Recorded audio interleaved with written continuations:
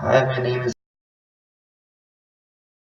concept of wind energy, or how to use the kinetic energy of wind in order to um, uh, convert it into electrical energy which can be used by machines in our homes. So, basic concept is that the wind will hit the rotor blade. Rotor blades are here, and cause the rotor blade to move, causing a rotation. So getting kind of transferring kinetic energy from the wind to the rotor blades, and then the whole structure plays its part.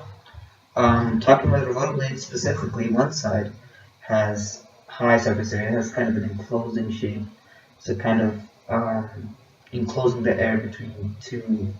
How do I say this? Basically, converging from this side and this side. So that means it's enclosing, right? So the enclosing blade means there's more higher contact time and more contactable material. And because it wants to follow its original path, it'll move upward and again increasing the time. So the structure of the rotor blade plays an important part in getting as much kinetic energy from the wind to the rotor blades. So of course this makes the force, this causes the blade to rotate in this manner. One side, like we just said, which is this side, increases surface area as an enclosing shape, so less force, less wind means more kinetic energy. So with just a little bit of force, you get more kinetic energy. And the other side also is very aerodynamic. It's sharp, pointy, convergent, whatever you call it. And so it kind of cuts through the wind. It just cuts through.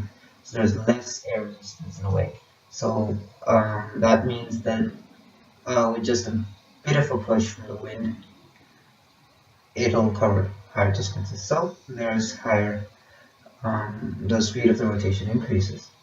This higher contact time of air is often referred to as drag, while the direct contact is referred to as lift. So the direct contact is referred to as lift. So, and while because it's kind of while the higher time of contact, so increasing the time of contact of one blade is referred to as the drag. Now the rotor blades rotate, thus the connected shaft, which is right here, rotates as well, which is connected to a gearbox. So what this gearbox, which is over here, does is it has one gear, A, which is this one, say this is the circle, and a B, like that. So when it's connected, this one is rotating, say like this, counterclockwise, let's say, and this one, according to its structure, let's say it rotates clockwise,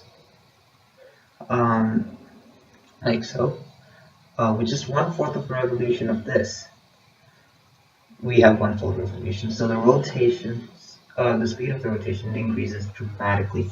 In fact, it can increase from just 20 RPM to as high as 2000 RPM. So that's the effect that the simple gearbox can have. After the gearbox does its job of increasing kinetic energy, not the kinetic energy, sorry, the speed of the rotation.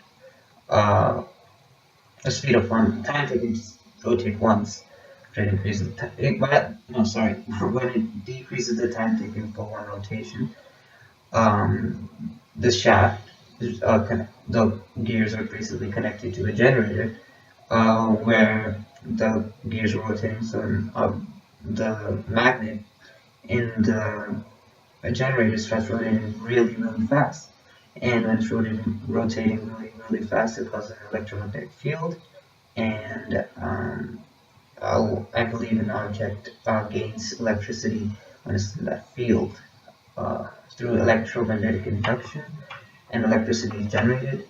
So after that, after it's reached the nasal of the housing,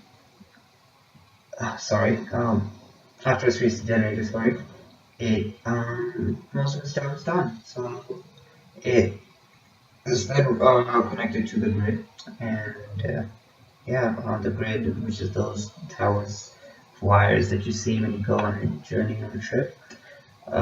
They provide electricity to your home. When talking physics terms, I would say not physics, terms of physics, I guess. Kinetic energy of the wind, which is indicated through these lines, kind of curved lines, is transferred to the kinetic energy of the blade. Of course, not all of it is so how to say this, absorbed or maybe converted, as some their particles leave, but a lot of it is converted. And then that kinetic energy of the blades, the rotation of blade, while this blade is rotating something like this, so it goes in front of this object and then behind, like that. Basically, just like that. It's more clear to understand from this diagram. Uh, so that transfers to the kinetic energy of the shaft, which transfers to the kinetic energy of gears and so on. And then finally, kinetic energy of the magnet, electromagnetic energy in the coil, and which causes electromagnetic field, and electric energy in the generator. And lastly, electric energy, the grid. Now, there are many spaces where there's energy loss, of course. Maybe, for example, between the gears, when there's one gear connected to another, sound energy is released, so sound energy is lost, friction, and so on. But yeah, that's the basic premise of wind energy. That's what the concept is. And I hope you understood. Thank you for watching.